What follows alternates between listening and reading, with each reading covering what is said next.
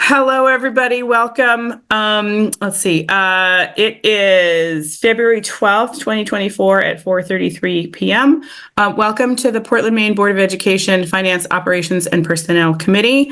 I am Sarah Bryden. I'm chair of the committee. We also have with us Board Member Opperman and Board Member Figdor, who are committee members. Let's see, we have with us, we have from staff, we have Helene DiBartolomeo, we have Sarah Warren, we have Barrett Wilkinson. Thank you all for joining. Dr. Scallon will be with us shortly, and I believe also Board Chair Lentz will be with us in a few moments as well. Let's see, participants, attendees. In a moment, I am going to give folks who have joined us online as Zoom attendees the opportunity to raise their hand if they'd like to give some public comment. If I see any Zoom hands go up, what I'll do is I will take a moment to go over our guidelines for public comment so that anybody who's speaking has those, and also just, for general awareness for anybody who's watching this recording in real time or after the fact as a recording. And then after public comment, what we're going to do is we're going to have a presentation by Helene DiBartolomeo. Thank you. And just as a general overview of the plan for today's meeting is to get into slightly more detail as we move through budget season of revenue and expenses. And also to address some of the questions that have been posed by committee members in previous meetings. So with that, I will take a look to see whether we have any Zoom hands for people that want to give public comment.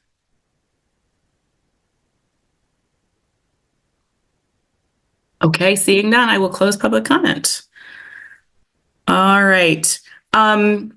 Let's see. So, Helene, I'm going to turn things over to you. If you said you have materials that you are going to present and walk us through, that'd be super. Thank you.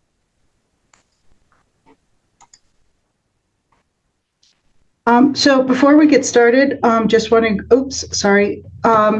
wanted to actually go over the agenda a little bit. I did want to go over a couple of things on as far as ADP and how it's going. I know we haven't had really a chance as a committee to really have a conversation about how ADP has been going. We actually, this past Friday, just had our third payroll. So I just wanted to give the committee an update on where we are with what we've been doing with ADP, what we still have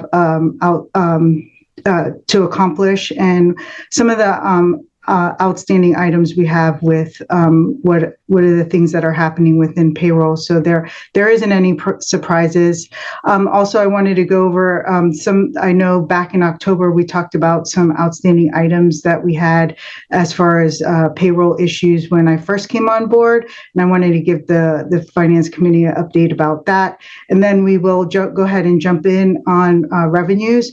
We are only going to really discuss revenues this time around, but we're going to take a very deep dive on revenues just so that we have a good solid stance by the time we leave this meeting tonight on the revenues piece. So that way, when we start talking about expenses, we already have the revenue the revenue piece solid, and then because what we're doing is basically what we're trying to do is a zero-based budgeting. So basically, we started from the ground, and we're rebuilding the whole budget from the ground and starting all over again. So as far as ADP deliverables, two items that are kind of still outstanding that we haven't quite finished off with ADP is what I haven't brought forward to you as what I usually do with a finance committee meeting is I usually bring forward to you monthly financials. And that's because I haven't been able to load the payroll expenses into our general ledger on the Munis side. So what happens usually is we take the payroll information and pull it into our general ledger, so that it then provides us where we stand financially on the general ledger side, and gives us where we are budget to actuals. So we're still working on that. So we're 2 payrolls from January and 1 payroll from February in, and we currently are working some kinks out, because we have a lot of errors coming out of that. It's a lot of data, and the way we were addressing it, there seems to be a lot of error codes that we're trying to clean up before we can get that data into the system. The second piece is that when we purchased ADP obviously did not have a module that would help us report our Maine PERS for our contributions and deductions to the Maine PERS system. So we've been working with a programmer who is basically taking the Maine PERS information that requires reporting, what the report looks like, and then working with staff here at the district, some staff from ADP, and basically from everyone's knowledge of where that information would come from and what that information means. We're trying to help this programmer figure out where to pull that data from ADP to create this program. And we're getting really close, but we're not going to meet this February deadline for the for the February 15th for the January reporting. I have let Maine PERS know that. But they have offered to help us with testing that file once we do. I don't know how close or far behind we are, but we are meeting like every other day, trying to get this information together. It is a lot of data, but so it's just a matter of again, getting the programmer to get the information together so that we can do this reporting. So these are the 2 outstanding items that we still haven't completed yet. Did we have any questions on this piece? I do. Could you explain a little bit more about the general ledger upload problems and the implications of that? So it's just a matter of, when ADP was built, it had to be built in a way so that the information that it created could speak to the Munis system, and because you know how we share our financial side, our financial side we used to use 2 Munis systems. One was for Munis payroll and one was for Munis financial reporting, which was where we kept our budget and all our financial information. So what we're trying to do is we're trying to make sure that our information in ADP is properly set up, so that way it reads correctly. But what happens is it has to be set up in a way so that way it then gets translated in the background, and then it gets converted, so that way when we take that information, we can then put it into our Munis general ledger in our financial system.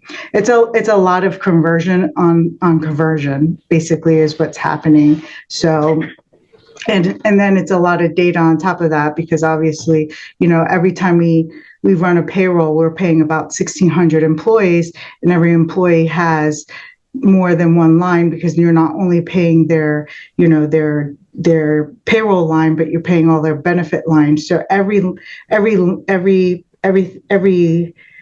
like your Medicare line, your retirement line, your if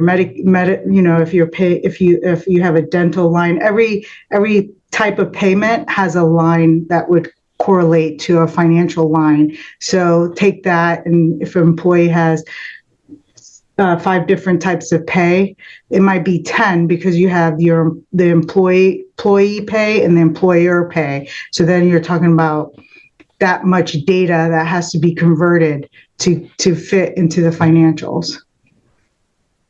Yeah, so it's very complicated and a lot of information that has to be basically converted. Board Member Opperman, go ahead. Thank you. The question I have has to do with, is ADP paying for that the programming, or is that a separate kind of in-between piece that we have to do that we didn't realize we're going to have to do? It's part of the initial onboarding and the setup, but of course it still takes staff time to assist with that process, because we know our system and we know what we need it to look like. So we need to be involved with that process. But it is, it's part of the implementation, I should say, that still hasn't been delivered, is what it comes to. Yeah. Okay. Thank you. Welcome. And then as a follow-up question, particularly the part of what you just said, the conversion on conversion, which just sounds very unpleasant. But I'm curious about whether that is is that specific to the fact that we're implementing a new system, or is this going to be an ongoing, is it a one-time mess of conversion activity, or is it going to have to be repeated? For the most part, usually it will, once we clear what all the issues are, it should be fine. What will happen is, if, for instance, if we get a new grant, if we get a new set of codes, that's when we'll start having probably issues again, where we'll have to go in and determine like what the issues are, making sure that the conversion from going from ADP into the new system was done correctly. Okay. So, but it won't be like across all employees again. No. Okay. No. Yeah, for the most part, it should be like a one and done. Once we get it right, it should start working properly moving forward. Okay. But it'll every now and then probably have its kinks when we move people around from different funding sources. If we get a new fund, if it's not set up in the new system, or if it's not set up in ADP properly to translate correctly into Munis, things like that will happen. I mean, the devil will always be in the details. So, Correct. Yeah. Okay. All right. Thank you. Continue. Just going to use, my mouse is being too quick. Some other issues that we're dealing with are on the payroll side is, for the last about 3 payrolls, we've been getting about 80 to 90 help desk tickets that have to do with, for each payroll run, where we have to go in and make updates to fix employees' pay. And not all of them have to do with the fact that that something was, anyone's fault, or something happened that anyone could really, that there was anything that anybody could do that could have made it not happen. So ADP is a really cool system, but in that it's a really cool system, there's also it could be very complicated. There's a lot to be still learned out of it. It has a lot of depth to it that we're still learning every day. And so because of that, I think it's been a huge learning curve for everyone in HR and finance. And so some of the items that we wanted to just bring forward and let the committee know that what we're dealing with, but we also are trying to resolve on a daily, we end up with employees that either didn't get paid or might get partially paid or incorrectly paid. And some of these might be, the system can be finicky sometimes, whether it's the way the employee is set up in the system.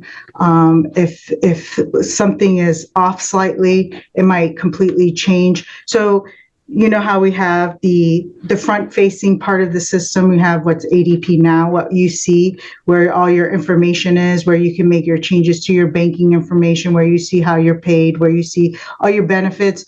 That's ADP now. And then there's the ADP where the time and attendance part. And so what happens is the ADP now, that the information from that system feeds what ends up happening in the time and attendance system. So if something is slightly off on one system, it might turn off or on the improper information on the attendance side. And that might cause either information to set up someone's timesheet incorrectly, or maybe an accrual not get set up correctly. And things, and then, or it might not allow an employee to do certain things properly, and it might not be a system issue. It might be just an employee might not understand how to go into the system and go in and punch into their second job, because the system does allow for an employee to have more than one job, and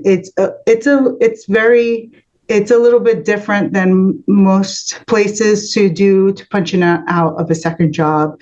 So there's a lot of quirks to it, and once you understand those quirks, it's maneuverable. But so we're working through some of that right now. Barrett and I have been definitely tag teaming through a lot of the issues and making sure that we're working through most of it, and trying to work with ADP as far as making sure that if it was something that we didn't do properly, or if it's something we can avoid, that it was a way that we didn't understand that we did improperly when we did the initial setup, that we're making sure we address it and make sure that our staff understands moving forward. This is the way we need to set the employee up. Sometimes it has to do with, I don't know, maybe we realize that we have an employee that we have a special circumstance that the system's just not able to address. And so we have to work with ADP to figure out how are we going to work these special circumstances, and how are we going to help the system help us make this a paperless process for us moving forward without creating more work for everybody in the process. So we are trying to make those some of those transitions, because in the past, a lot of what used to happen was a lot of these one-off situations was people would just submit pieces of paper of information and just hand it into payroll with sign off, and then payroll would just have to go through and just basically do a lot of manual processing for all of these one-off situations. And it was a lot of one-off situations. So we're starting to try and see if we can take advantage of the system to help us not have to deal with paper when it comes to those type of things. So again, we have, issues with the accruals, or maybe the calculation of payouts. One of the things that I missed was when I did a retirement payout. I totally forgot that the system doesn't calculate a teacher's annual contract based on 183 days. So when I paid it out on the wrong hourly rate. And so I had to go back and work. Now I realize that moving forward, the Friday before, Friday before payroll, I'm going to sit down, finance is going to sit down with the benefits coordinator and make sure we don't have special circumstances of, a retirement payout or anything like that. So that way we're on the same page. So that way things like that don't happen in the future. So we don't end up paying an employee the wrong amount moving forward. So we're trying to be better, and we're trying to figure out ways we can avoid things like that from happening in the future. So it's hit or miss, but like I said, every day, Barrett and I, it seems like I don't think it's been a day since Barrett and I have not talked to each other. So, but it's been absolutely a lot of learning, and sometimes actually there's been times where we get people letting us know that the system's not doing something that it's supposed to be doing, and so people are letting us know as well, and giving us a heads up to let us know things aren't happening on the backside as well. So they've been alert too to give us feedback as well. So. And sorry to interrupt you, but Helene, if I'm recalling correctly, this is your 4th month in this role, correct? Yes, and Yeah. I started. I did August and September part-time. Yeah. Started full-time in October. Yeah. So I want to thank you so much for all the hard work that you've put in, and the learning curve is steep, and I just wanted to call out the fact that it's been several months of very, very, very hard work. But just thank you so much for picking things up as quickly as you have been doing. Yeah, and I just want to give kudos to Barrett. He's been my partner through this process of working out some of this and being patient with me through this. It's sometimes it's overwhelming because it's a lot. It's a lot of information. It's a lot of people, and it's a lot of different circumstances that we've been dealing with. So, and Barrett's really good because he's good at knowing really quickly, sometimes oh, this person went from this to that, and kind of having the background of what happened to the person to maybe understand why maybe something went awry. So thank you, Barrett. So that helps a lot too. Yeah. Any questions? I'm not seeing any hands. Just want to make sure that. Board Chair Lenz, go ahead. I was just waiting to put my hand up. Helene, would you be able to talk about, of the 80 or 90 tickets that are coming in per payroll, what that breakdown is? I know we haven't been able to update the tracker in a couple sessions because I know you've been flat out. So could you talk about how that number breaks down, and then also just generally how quickly you're able to fix things, especially for people that are getting the wrong pay or no pay? What's happening there? We try to really address the no pay immediately, because no one wants to see no one get paid. And so what I try to put here are the ones that we've been getting that have been the concerns. More of the concerns that we've been getting on the tickets are mostly getting either partially paid or not paid correctly are the big ones that we're getting in the system right now. I would say that sometimes it also has to do with the employee not putting the correct information. So one of the things that I spoke to Ryan about, and what we're thinking about breaking off, and I also spoke to Barrett about that I want to do, is that it's getting to a point where the help desk ticket is the lines are getting blurred now between what is a payroll issue because of the system and what's a payroll issue because the employee didn't timely provide the information to the payroll department. I think there has been, because in the past, people have been able to submit information really, really late and then still be able to get it in, but this system's not set up to allow for that anymore. So moving forward, we're looking into creating and what's happening too, on top of that, before I say where we're going, is that what I'm realizing and what I'm starting to have a concern for, what I brought to Ryan, is that my concern is that when employees come to the help desk ticket and say, oh, I didn't get paid for this, and they're putting the information in a help desk ticket, my concern is that we're not really going back and getting that kind of approval that we would have done through this process of the whole payroll system, which is the whole process of using the whole check, clocking in, clocking out, and then having the supervisor go review your timesheet and then submit it for approval to get paid through payroll. So the help desk ticketing system now is like totally bypassing that process, because now I'm getting a ticket that said, oh, I forgot to put in this time, or that the system didn't catch this time. I put it in incorrectly, or I didn't put it in time, or my supervisor forgot to put this time in for me and I didn't get paid. And then those tickets are also being included in there. And that to me is different of a payroll issue. It's more of I forgot to get paid. I forgot to put my time in on a timely basis to get paid.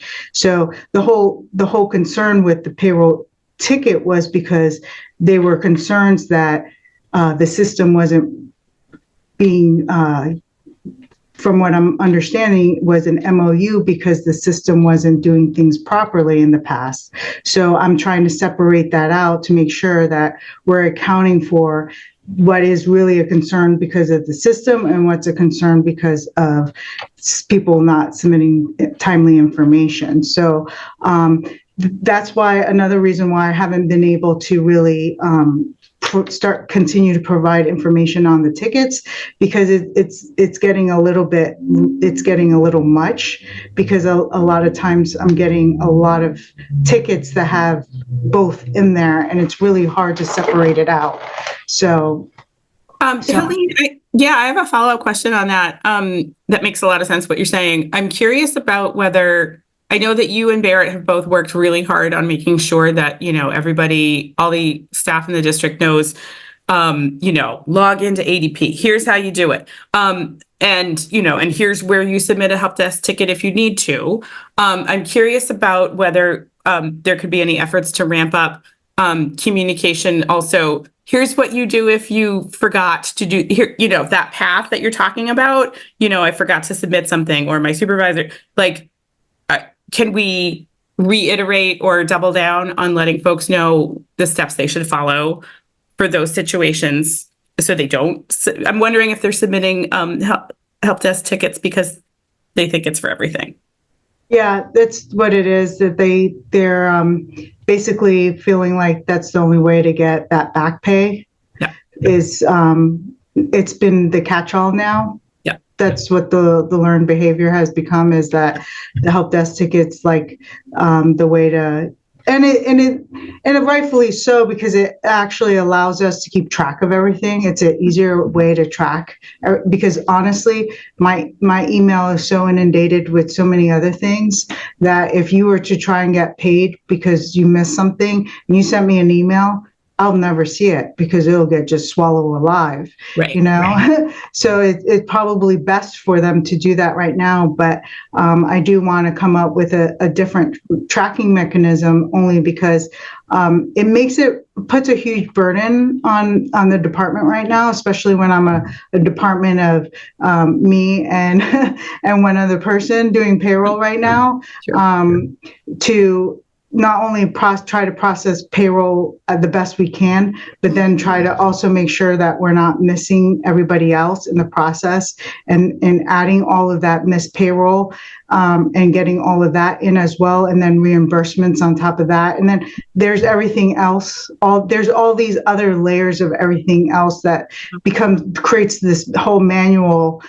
You start getting all this manual processes all over again. And then that's when you start getting all of this ability to now start creating issues all over again. And I'm trying really hard to prevent that from happening. But not only that, then you lose the integrity of what am I paying you for, and how do I show the auditor when they come back and they say, okay, tell me what that pay was for. Mm-hmm. And then I have to go to another system to show where that amount came from. And so it starts becoming like, oh, wait a minute, hold on, I got to go over here and go look for that ticket to show you why I paid that employee that amount of money. And then it explain what days it exactly was for, where, if they had punched in and out, it's those exact time frames. You know what I mean? It Yeah. starts getting really cloudy. The waters start getting really cloudy and murky, and then we're in really bad waters all over again. And I'm trying to really hard to avoid that going into ADP.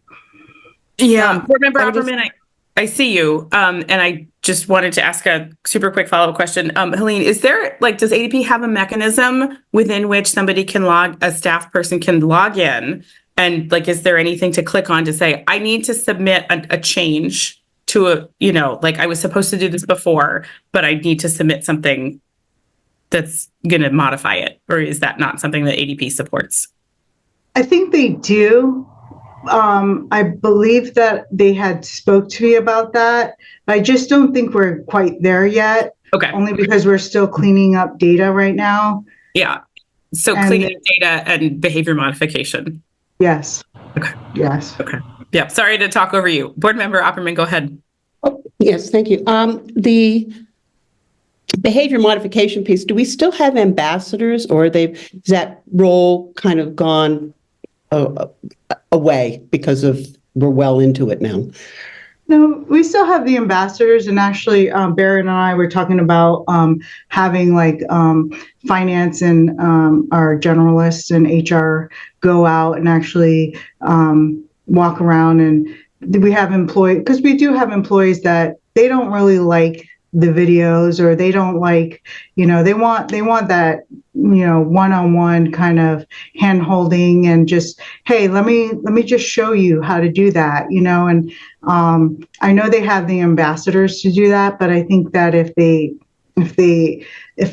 we had some, I think some just one-on-one, I'm hoping maybe that would help.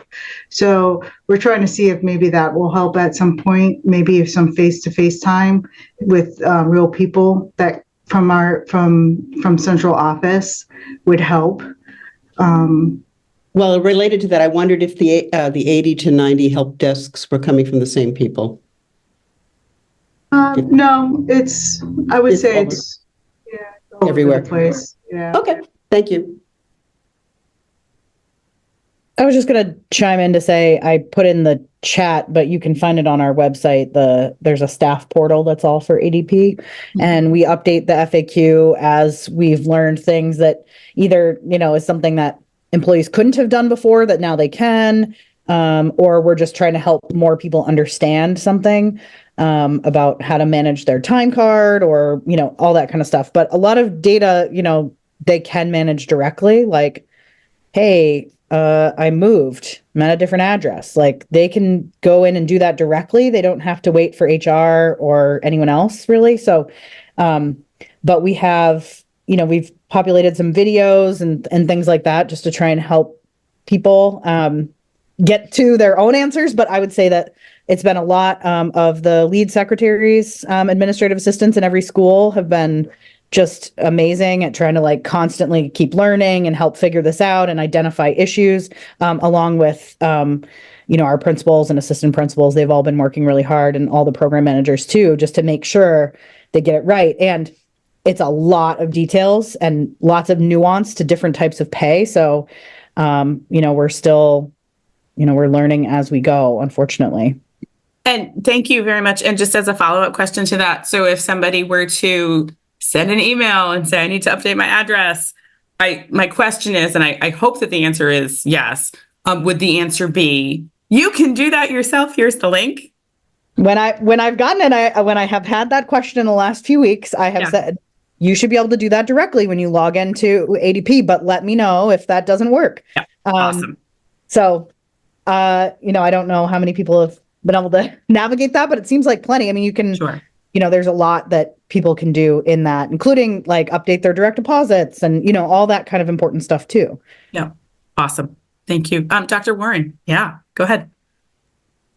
Yeah, I just wanted to share a little perspective from, sitting kind of in the in the office with some of the folks that are learning how to use this, and just to reinforce what both of my colleagues have said in terms of it being a learning process and just the incredible amount of nuance that is in there that I think we're unfolding and unraveling every day more and more things that we're learning how to do. And I think I know that at least in the operations side of things, it's been me happen to be the acting director for transportation, and then the director of facilities and of food services, IT a little bit less so, but spending a lot of time with people just trying to help them learn the system and get more comfortable with it. There are varying degrees of just sort of technology comfort to begin with. So for some folks, it's a particularly steep learning curve.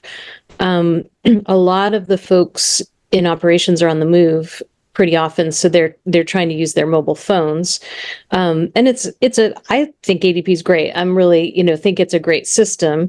It's just that we're all learning and we're learning it together, and sometimes there are things that are a little bit quirky about trying to use your phone, and so people are making. I'm finding. Making a fair number of mistakes when they're clocking in and clocking out, for example, and then they go in and edit it, and then that's got to be approved by the supervisor. And the system doesn't really show you very well when you've made an edit, and they're waiting on that. So there's just a lot of nuance to it. But I can say 3 pay periods on now, I see it getting better, and people are learning now.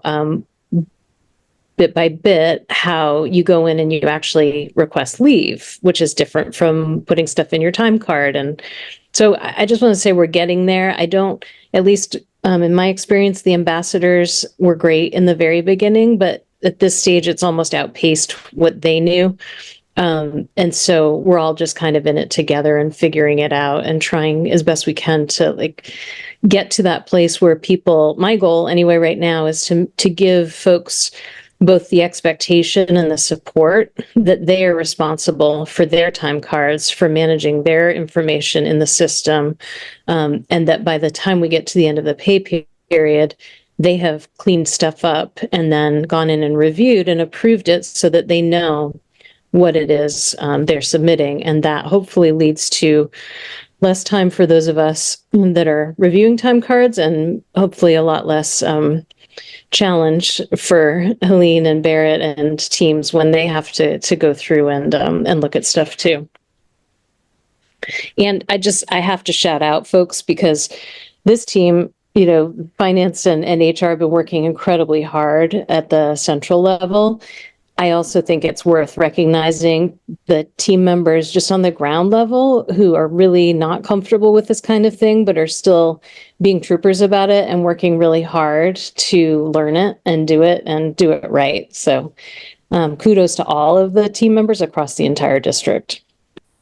Thank you for that perspective. That's really important. I appreciate that. Other questions or comments before we move on? All right, looks like we can move on. So now we can get out of ADP world and move on to our outstanding payroll issues. So when we last spoke, back, I think it was around October-ish, we had about 3 outstanding payroll issues that at the time I spoke about having Barry done because of my capacity to be able to do any of the work with any of the issues. But since then, we've been able to resolve the accruals issue, worked with Barrett and the executive cabinet team. We worked all together. We worked on a proposal that went out, and we were able to roll it out into the ADP system, and we're able to resolve all the overage and negative items in regards to any sick or vacation accruals that employees had. So we were able to resolve that issue. The voluntary retirement, I actually came up with a proposal that I brought forward to Ryan, and he said to go forth with it. So I plan on doing those payouts to the companies and send out those interest payments by the end of this month. And then the last item is the Maine PERS reconciliation. And I spoke with Barry Dunn that we did still continue to engage them in managing that for us, only because of the magnitude of information. They also had on their end also engaged Barry Dunn to help them on their side as well with the reconciliation. And Barry Dunn originally thought maybe between January and February they'd be done with this, but they're looking at the end of March that they'll have this completed by, and they'll be able to have this reconciled through December of 2023 for us. And basically, it's making sure that all of the reporting for both our teacher and our PLD programs are all reported for all of our employees. So, and that's where we are on that. So, and just for clarity, I did note that we have paid into the program. It's just a matter of now matching those payments with our employees is what what the reconciliation is to do. I have a quick question, and then we'll go to Board Member Opperman. Helene, I completely understand if you don't have numbers right at the front of your memory. Totally, if this needs to be something that you come back with later, that's totally fine. I'm curious about ballpark for the voluntary retirement, about how many people were impacted and what the aggregate dollar amount impact is. I don't remember how many people were impacted because I did do just an accumulated amount to determine the cost. But when I looked at the amount of the cost to the district, it was about $35,000. Okay, thank you so much. Board Member Opperman, go ahead. Simple question. What is PLD? It's the name of the program for the non-teachers program that the Maine PERS calls it. Yeah. Other questions, comments, statements? Carry on. So now we're going to go ahead and go into revenues. So this is the ED 279. I did a breakout of what the last 2024 number was and compared it to the most recent we got for 2025. And what we were trying to really provide information on was what the required local contribution was for what the state was calculating for us at the district level. Was when what happens is that the state does is they take our valuation and they take the valuation and do the three-year average of our valuation, and based on that, it's they're averaging that based on all of the total operation allocation. So if I didn't put it on here, but what happens is they take the last two enrollment counts from the previous 2 years, and they take the average of that to determine what they need. They state what we need for allocation, right? And they take that, and that's where they came up with the $103,000 or $103 million that we need. So it's showing an increase of $5.8 million. And then they take the valuation average of the last 3 years to determine what that portion is of that we need to carry of the contribution in comparison to what the state subsidy would be. So as you can see, that required contribution is a 7% increase over last year. And that's what this is why I provided this to you.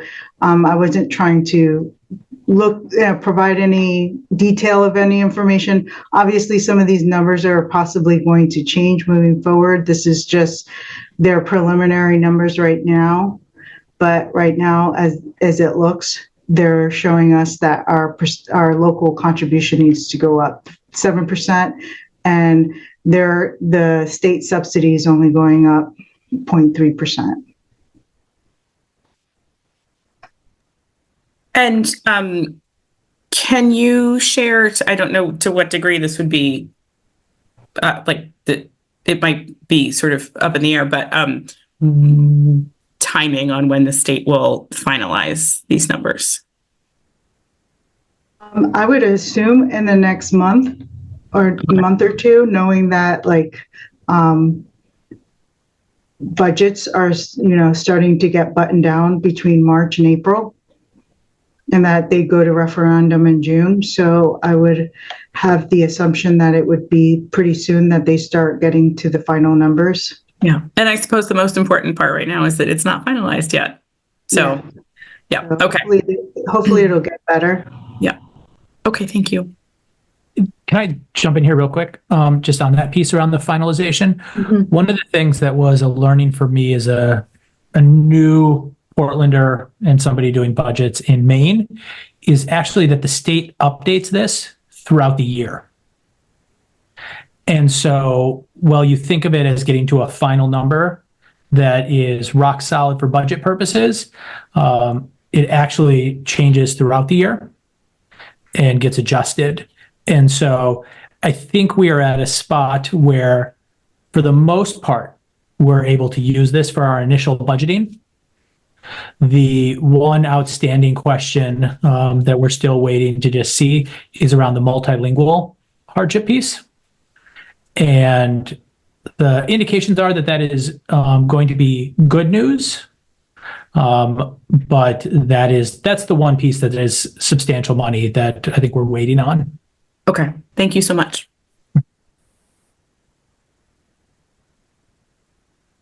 So I remember when we had the last budget meeting, we were talking a little bit about our per pupil expense.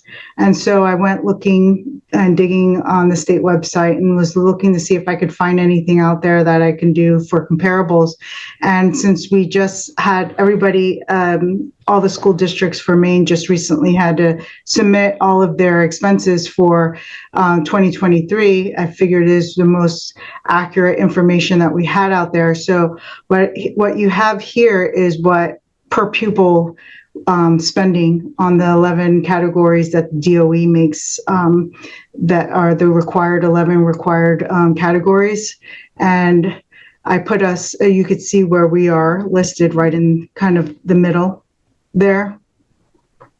But on average, now some of these, what I did is I looked at used either surrounding school districts or school districts with kind of like kind of same demographics as us, that deal with demographics.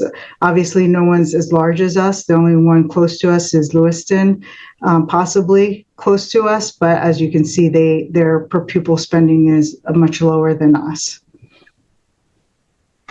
So just wanted to provide that as information for you, so that you have kind of like a feel of where we are compared to our surrounding school districts. We're not higher than some of our surrounding districts, but we're definitely not lower than some of our surrounding districts. Mm-hmm. No, that's useful. Thank you.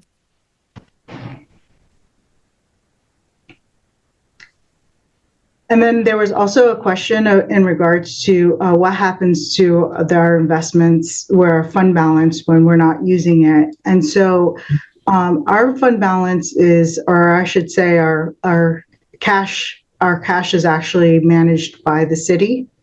And so when I had a conversation with our city, the city finance director, one of the items that he did remind me of is that, so the city only takes out tax payments twice a year. So what they do with that money is they use to make sure that they're able to do cash flow for debt payments, for capital payments, capital outlay payments, their operational expenses, and they use that to basically manage cash flow for both the city and for the school district throughout the year. So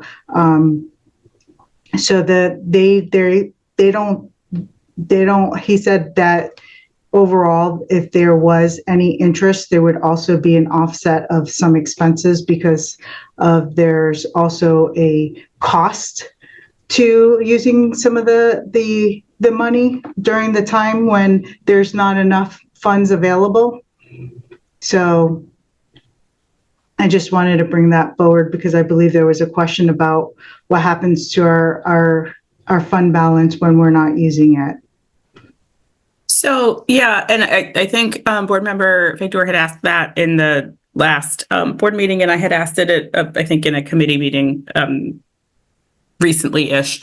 And I asked in part because the city council did a workshop, sort of laying the groundwork for these budget conversations, and the city's finance director had talked about how one of the bright spots in the narrative for this year was that investments had done well. So I thank you for bringing this topic back. If we have chosen to do sort of the fiscally responsible thing to, maintain a fund balance, in terms of long-term thinking, the time value of money, it's odd to me. I'd like to maybe in a future meeting learn more about why that decision on the Board of Education's part wouldn't yield some of the financial benefits to maintaining that money in reserve as well. Because it sounds like, our fund balance, millions of dollars, any investments from that are accruing to the city, if I'm understanding correctly. Yeah, we don't manage the cash. Okay. We don't, it's everything is managed by the city.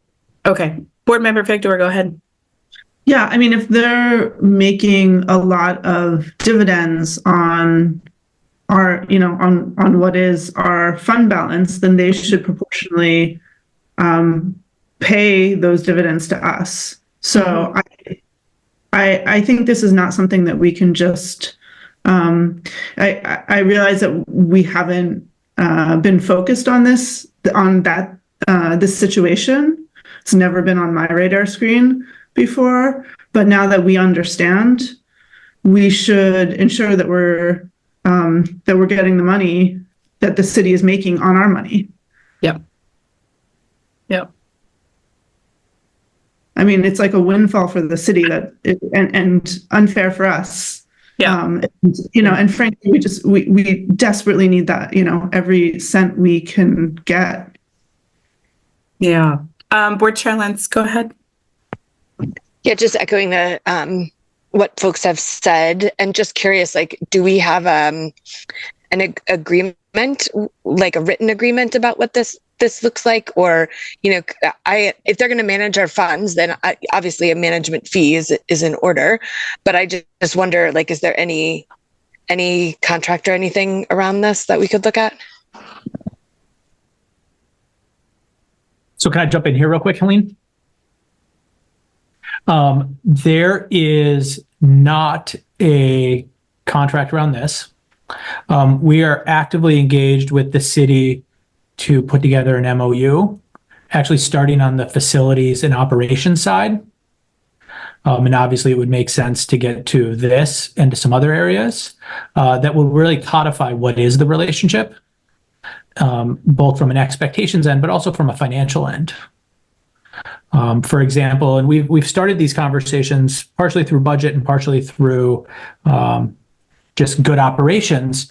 For example, the city's estimating that next year our HVAC costs will be approximately $750,000. That's a pretty significant increase. And so we're asking for us to receive, which we have not historically received, a line item detail of what we're actually getting for $750,000. And so that's one example. We're working on an MOU to really define facility use and who is charging for the facility being used and in what situations, and what is our responsibility to pay the city? What's their responsibility to pay us? What's the cost of cleaning for rec on, Saturday as an example? And not because we don't want to do it or we don't want to have our buildings used, but really so that we're clear. Because I think we are in a spot right now where there are some great things that work out without it being defined, right? Some of our playground work is an example. And there are areas where I would say it's not equal. And so we need to do that. So we've been working with Ethan and Parks and Rec at the city side around some of these pieces. It's been a little slower going, but we're trying to get this defined. I'm a huge fan of clarity, so I appreciate that hard work. Thank you. Board Member Victor, go ahead. Ryan, can we also raise the investments piece? I think I put that right in there. In the same way that the city, right now, we pay $100,000 to the city for financial costs. There's a number of costs that are there, and then there's also some revenue pieces. So, yep, I agree. This question should be raised. I don't think it's just a staff-to-staff question, right? At some point, we will need to have cross conversations between the finance committee on both of the city and the district side as well to this, but we can work to get that. Thank you. Yeah, thank you. Okay, I think we can move on. I think I actually wanted to go into our revenues before I actually went down these slides. Because after we went into this, I wanted to go, can you see this? Yep. The detail. Yes. Okay. Helene, can I put in a little bit of context before you do it? Just real quick. Is we as a board have talked at a high level about it. And on March 5th, we're going to dig really deep into the expense and the budget side of this, right? And so we just wanted to share with you the final assumptions that we're using, minus the question of what's the local tax revenue. But we just wanted to share with you, there's a placeholder there. We just wanted to share with you, and it's a calculator, so we change it every minute. So don't look at that and be like, that's the number. This is not an article. This is not a headline piece. But we just want to share with you the assumptions we're using for our other lines, just so that you on the committee knew where we were being conservative and where we were being less conservative in this work. So we just want to talk through that real quick. So excuse me. So what we wanted to do is kind of like show you where we've been, but then also show you where we're going with those lines as well. And then just kind of go through the lines so you can have an understanding of where these actual numbers come from and where these revenue numbers, what they signify. So as Ryan said up top, that would be basically our what will fill in what we need to balance our budget, which is what we need to draw from millage from the local property taxes. But then we come into here for our other local funds, and what we have here is tuition, K-8 and 9-12. So what happens here is these numbers come from students that are not from district, and but we allow them to come in. But the state gives us the tuition rate at which we can charge students to come in, and so we invoice for that to allow them to come here. And so we went ahead, not knowing what that rate is going to be next year, as well as if that number is going to go up, down, or stay the same. We felt that it was stay conservative and just stay flat.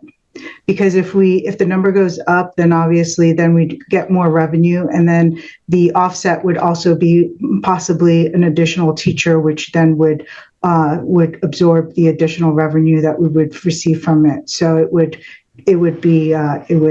balance itself out if we needed to increase that.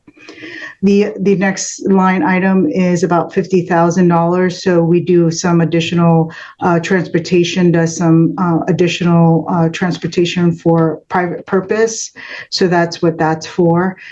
There's about $3,000 in there for some scholarship that's sitting out there. This is the interest earned on that scholarship that's sitting out there.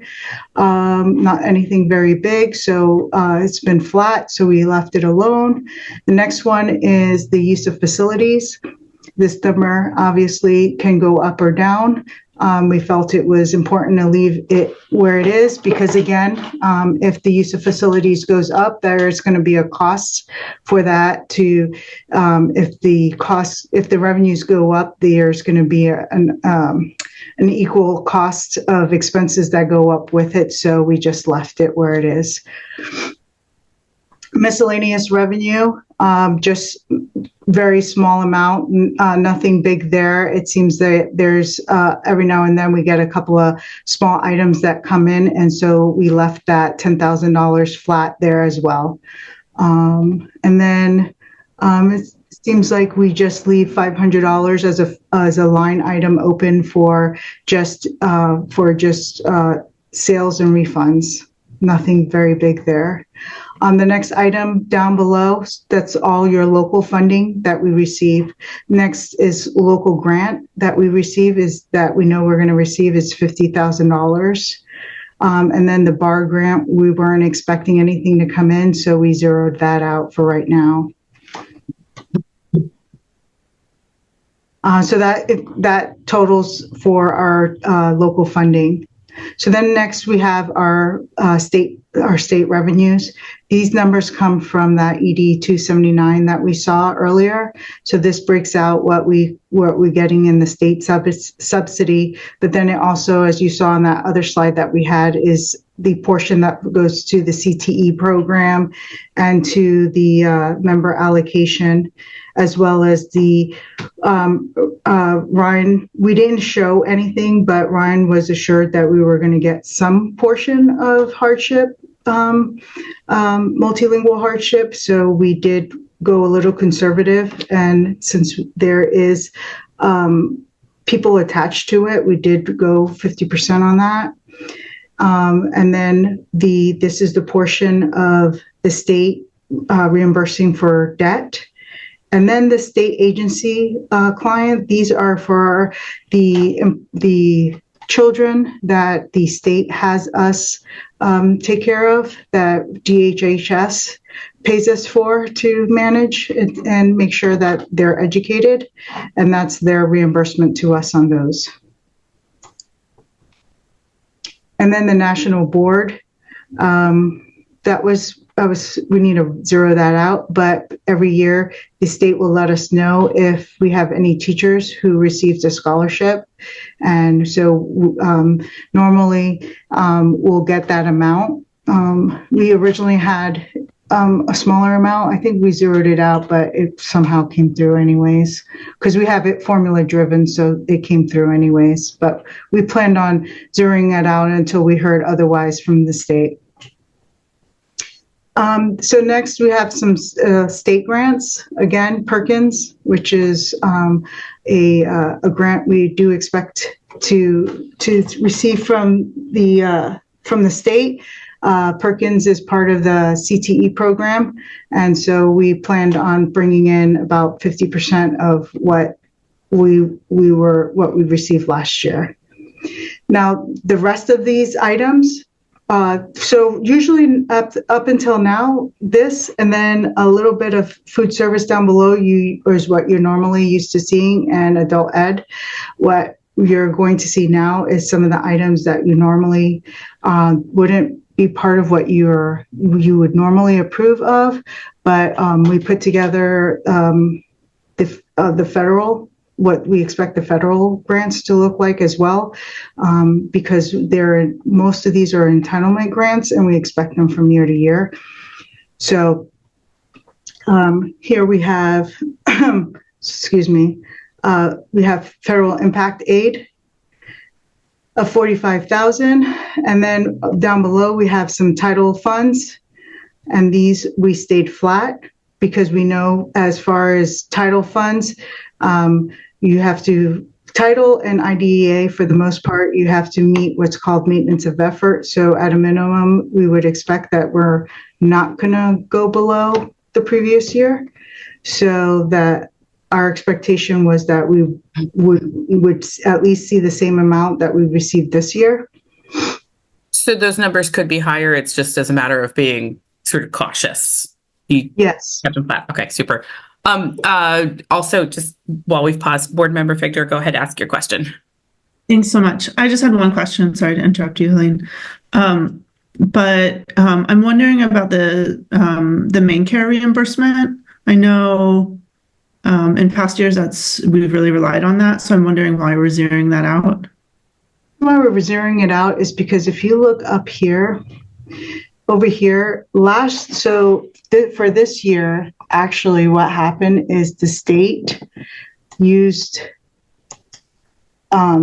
adjusted our Maine care and reduced it, and basically we ended up with pretty much almost nothing. So if you take this and these two items, that's about 298,000 in the negative, even though we received over here 300,000 from the federal government. I thought those were, I see.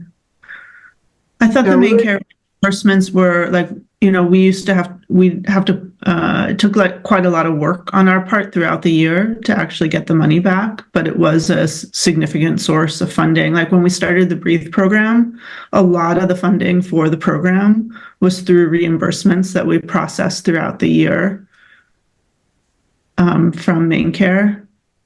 And Yeah.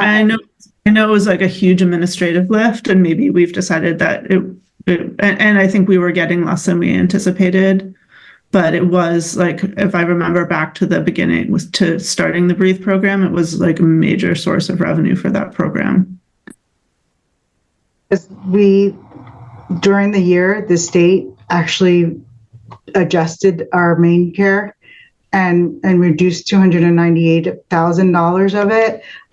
We went ahead and just as precautionary measures, just went ahead and figured that it'd be more conservative to just not budget for it, and then just see what we end up with at the end of as the year actually progressed in 2025, and see what came through, because we originally started the year with the 300,000, and then the state came in and did a negative adjustment and took it back.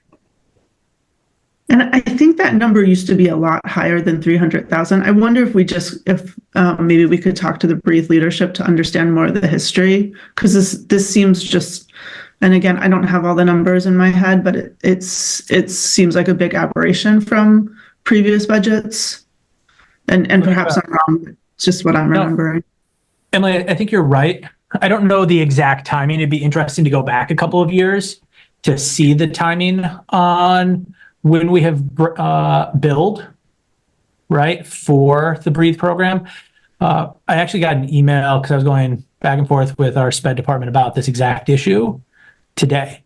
And I got to dig into it a little bit more. It's like pretty fresh, but they haven't billed in a couple of years for it because of exactly what you said, the onerous nature of it, where it fits within the work, right? Whether or not we need to think of a different structure. And so there is a question, because this is one of like the few areas where we have the ability to generate any additional revenue. There is a question about what that could possibly look like in the future and how to set it up. But my understanding is basically what gets offset here is the state charging back for what it essentially provides or bills for. And so that's what's happening there. Board member Opperman, are you all set? I saw your hand, and then, okay, super, great. Okay, onward. Yes, we're just trying to be precautious about, and making sure that we're looking at the full picture, and ensuring that we're not overlooking any things that might have been overlooked in the past. So that's why we're just kind of like, well, if it comes in, we could always account for it at a later time and pick it up at that point. But it's harder to make up $300,000 later than it would be to find out later that we were not going to get it. So as we move on, again, the Title I funds just went ahead and budget them flat, as well as the IDEA, the Perkins, and the McKinney-Vento. And then here, this is going to be what we're expecting the last 3 months of ESSERF to be left over when we come into July to September, because they do run out in September of 2024. Sorry.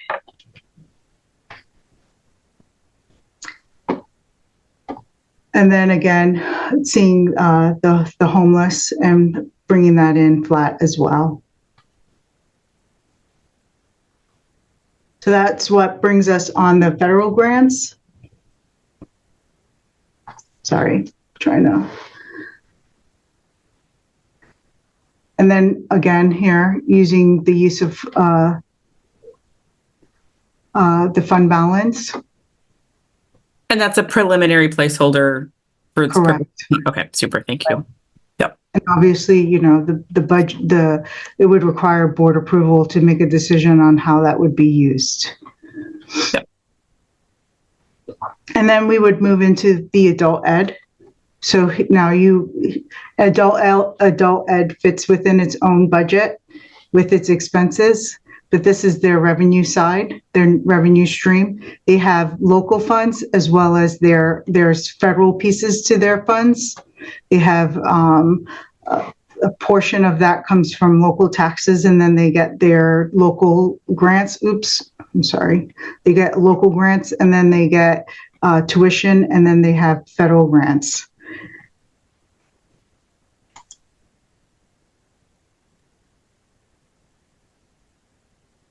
And we move down, and that's all what that is. They're just moving down into each portion of the adult ed. And then when we move down, then we go now into food service, again, self-funded. Super quickly before you talk about food service, Board Member Opperman, did you have a question about the previous part? I did, about adult ed, and I didn't know where it fits into the budget lines, but if we have students who are no longer in high school or getting their GED, but they're under a certain age, then some of the state EPS funding should be going to them if we filled out a certain blank.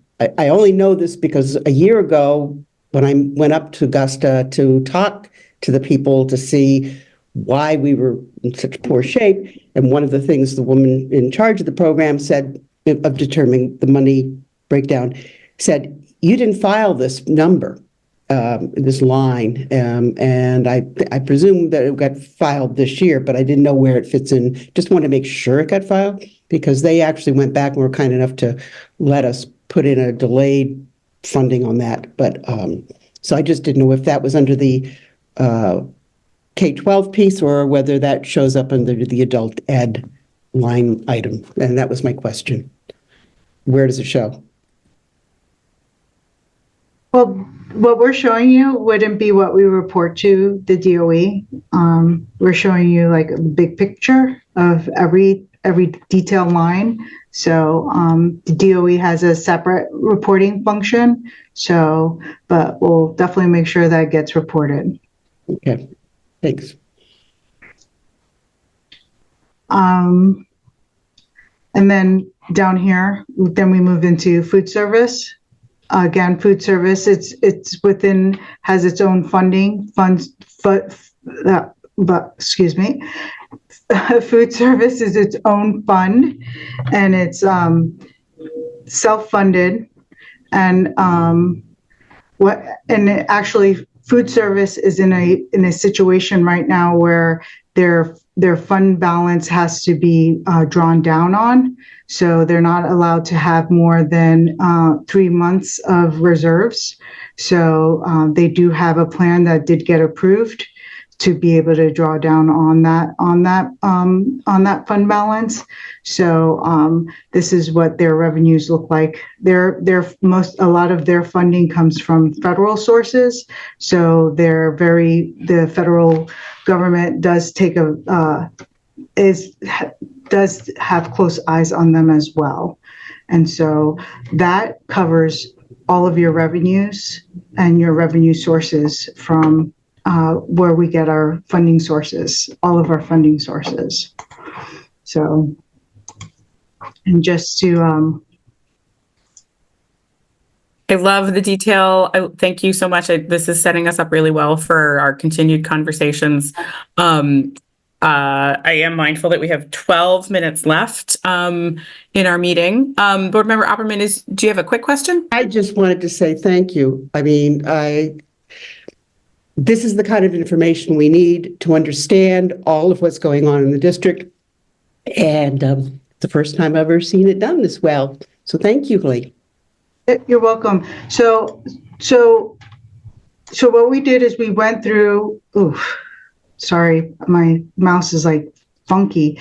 So we went through all of the funding sources with you, and basically what we're going to do now is, and we tied out everything, and if you want, that information is going to be on board docs with all the details, so that you be able to take a deeper look at it. And if you have any questions on some of the line items, and if you want to, I know this is kind of, we have 10 minutes left. So, but if you have some questions on individual lines, I know I kind of went through quickly some of those line items on food service and adult ed quickly, but it was just because of us going through the timing. I didn't know how detailed you want me to get at that point. I know we tend to, I wanted to go through the general fund, because general fund is really the meat and potatoes of what really funds our school district. So that's why I kind of went through some of that detail there. But I kind of broke down a little bit here where our different areas of funding comes from, and it's just all those different layers. And just to remind you that basically that the federal grants are supposed to be like to supplement everything else that we do on top of what we do with our general funds. And then the other items that we wanted to kind of speak about that also was brought up at the last meeting was what kind of programs the city had in order to provide some tax relief out there. So we went online, and there's quite a few programs out there available. There's also quite a few programs for those who are senior as well as low income. But they do have the homestead exemption, and then they have some other exemptions on top of that. They also have this property tax fairness credit that people can go out there and apply for, as long as they file their Maine state tax return. Then they can take that and get another credit on top of that based on their income. But they have to, I guess, show their tax return in order to get that tax credit, and it's all dependent on that. So, but I did link it here so they can go online and look into that. And the city's really good about providing that information as far as the tax relief availabilities that they have at their on their side of the house over there. And then just wanted to, again, reiterate all of the dates that we have coming up. We have the big budget presentation coming up in March, and all of the additional meetings that we still have upcoming. I know we still have a couple of finance committee meetings before our March 5th meeting. So, but I did just want to bring that forward again. And I just wanted to make sure I left a few minutes for the committee. Thank you so much. I personally am fresh out of questions. Thank you so much for your patience as we sort of sprinkled them in while you were talking. I really appreciate that. Others, are there other folks that have questions for our last 8 minutes? Comments? We were going to share, and Barrett, are you still with us? Perfect. We're going to share a quick update as we anticipate that as we go through the budget process, we will have a reduction in some personnel. And so we wanted to share with the Finance and Personnel Committee how we were approaching that, including the communication that will occur over the next month. And so it'll be quick, but just wanted you guys to have awareness and have Barrett share that. Okay, give me 1 second.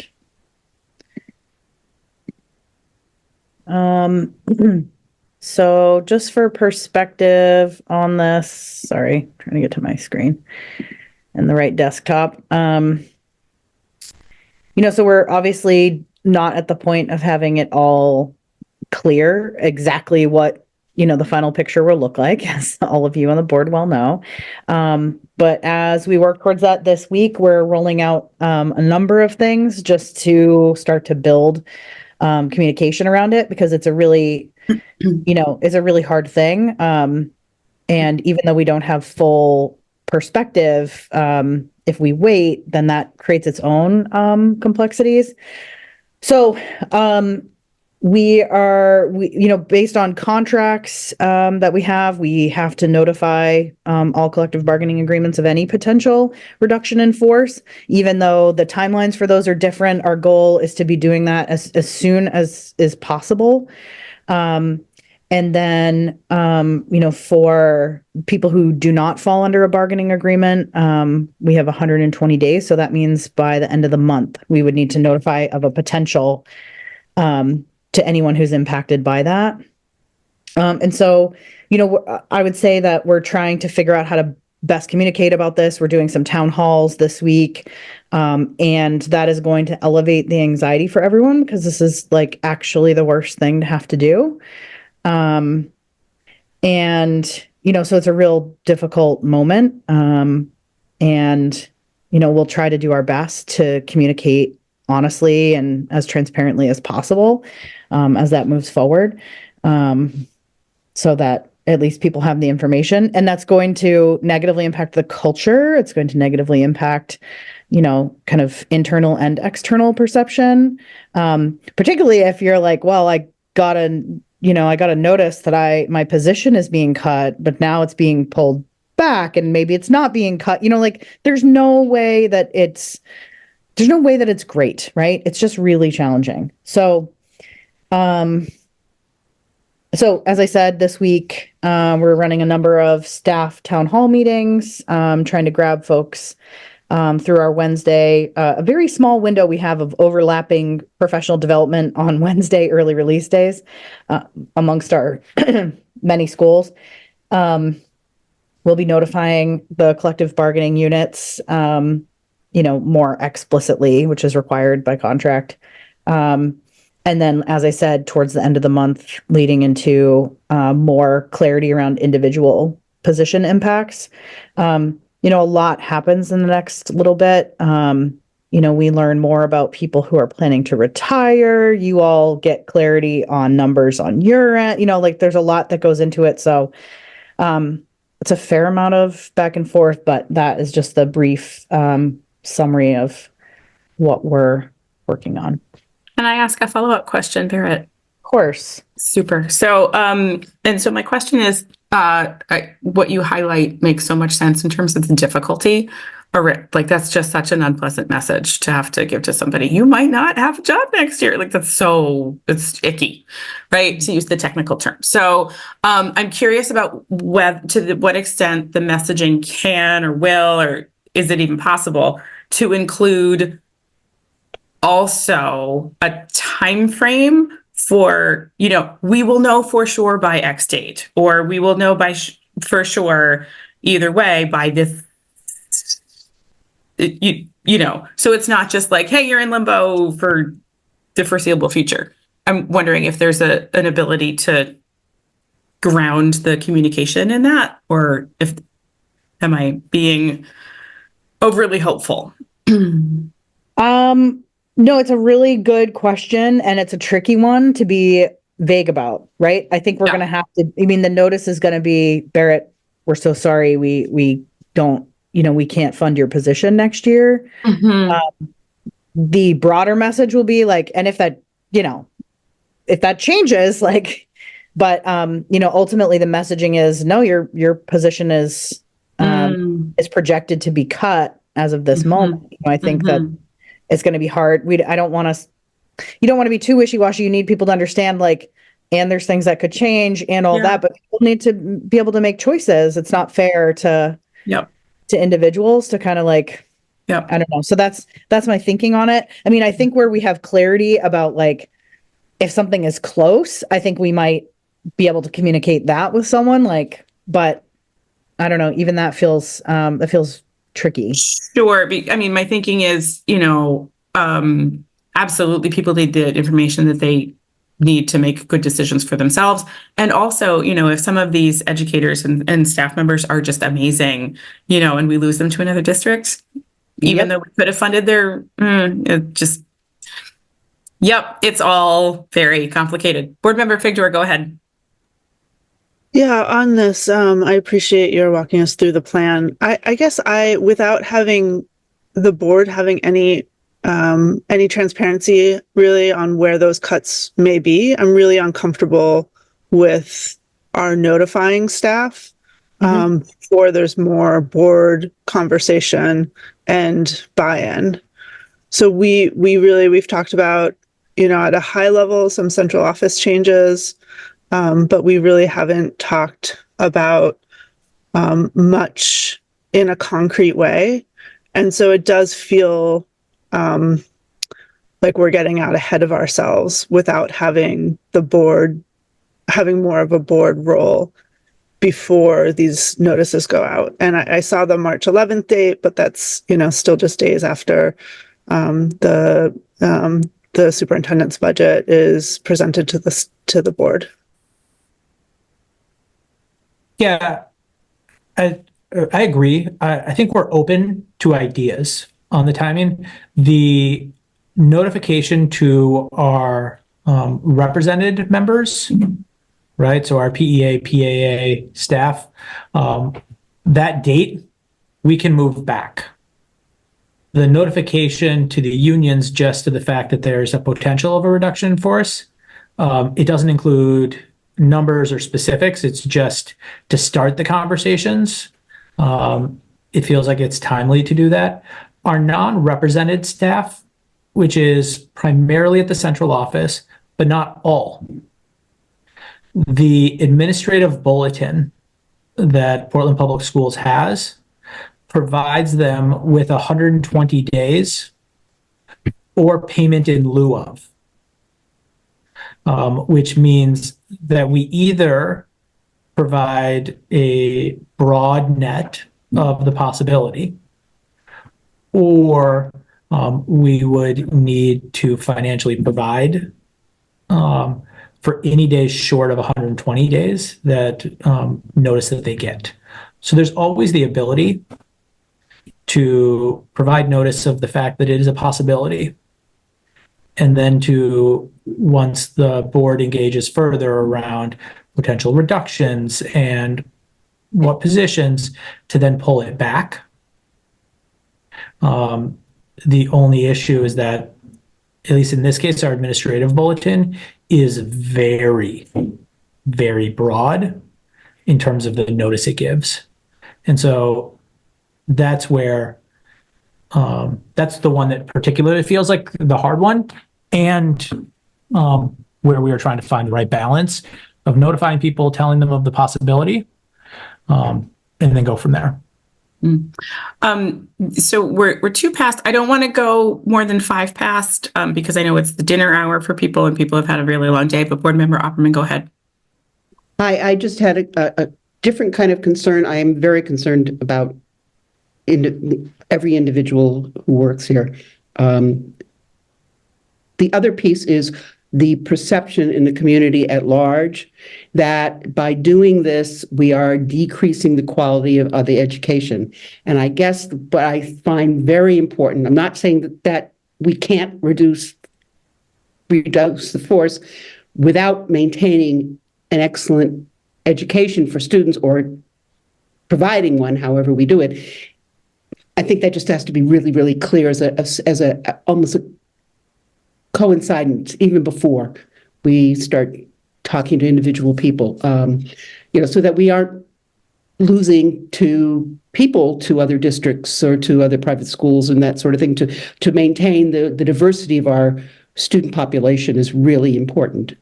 So I think that's one piece. The other thing, I've just happened to be looking at where people who work in the district live, and a lot of the people who work in the district are Portland residents to pay taxes.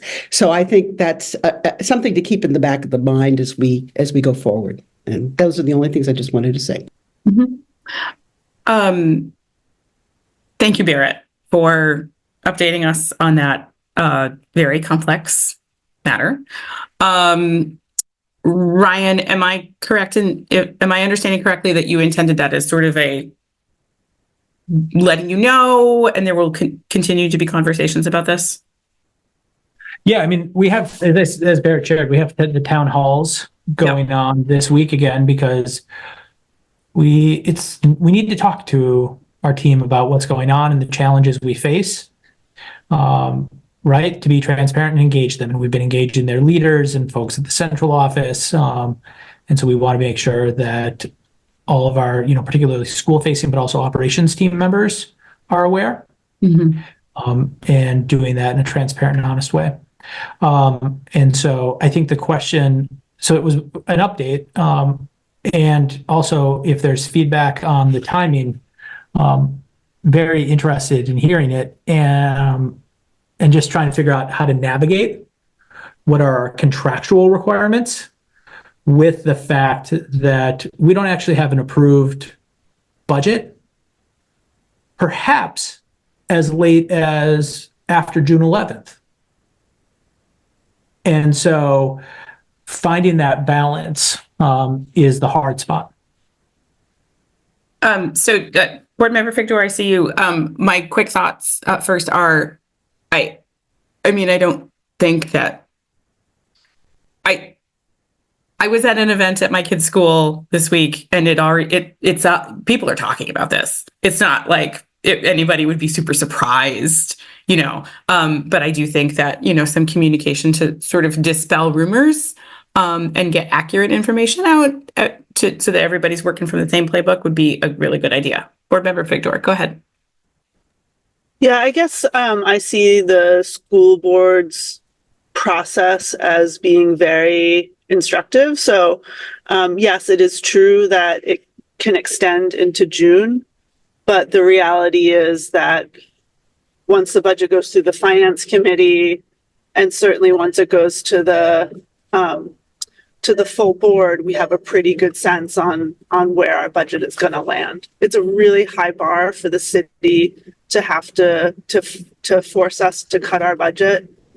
It's very rare that it happens. So I think getting board buy-in to our strategy for where we're making cuts is essential before we start informing staff of that their positions might be lost. And Board Member Fedor, can I just ask a clarifying question to get feedback from the committee? What you're saying makes sense.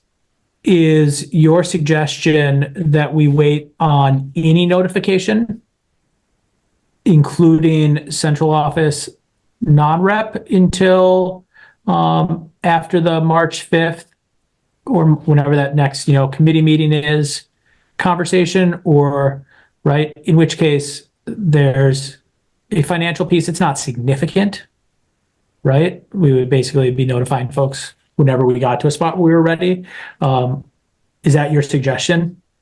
Well, I guess I'd want to know how significant it is. And then if it, I don't want to, I don't want to be paying for what we don't need to, but maybe there's, maybe the board can have a discussion beforehand, for instance. Yeah, and I could probably run a quick number to give you an estimate. We're not talking in the millions of dollars. We'd be talking in the tens of thousands probably. I got to run the numbers because basically what we'd be doing is for every day short of 120 days, anybody who did end up getting exited, we'd be paying them on top of that, right? Because our fiscal year starts July 1. So we want ideally to have sort of the transition to happen in time for that to line up with the budget. So it's not a huge piece. So if the committee would prefer, we can wait for the specific conversations for all folks until after the March 5th, plus a finance committee meeting, which I think is the following week. We could wait for that. My inclination is town halls with accurate information that's broadly applicable to help folks understand the context, that we are facing, and then potentially maybe slow down the individual conversations a little bit. Board Member Opperman, go ahead. Just an awareness to the whole board and the committee and the whole board is other districts will be looking to hire in April. And so, this is just something that we should be aware of, that, whether we're dragging on or not, or saying it right ahead of time, it's just a piece of the puzzle. I just want to make sure people recognize that.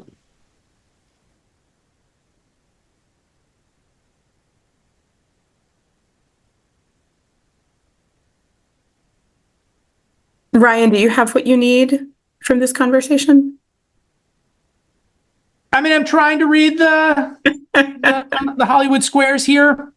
And I don't think we have tic-tac-toe yet, but I think what we will do is we will continue with the town halls and having those conversations.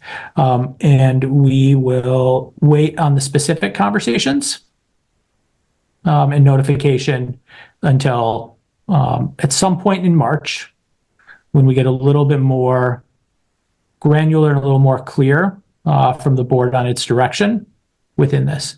We'll still notify the unions of the potential reduction in force just to move that forward, but we'll wait on the rest of it pending that.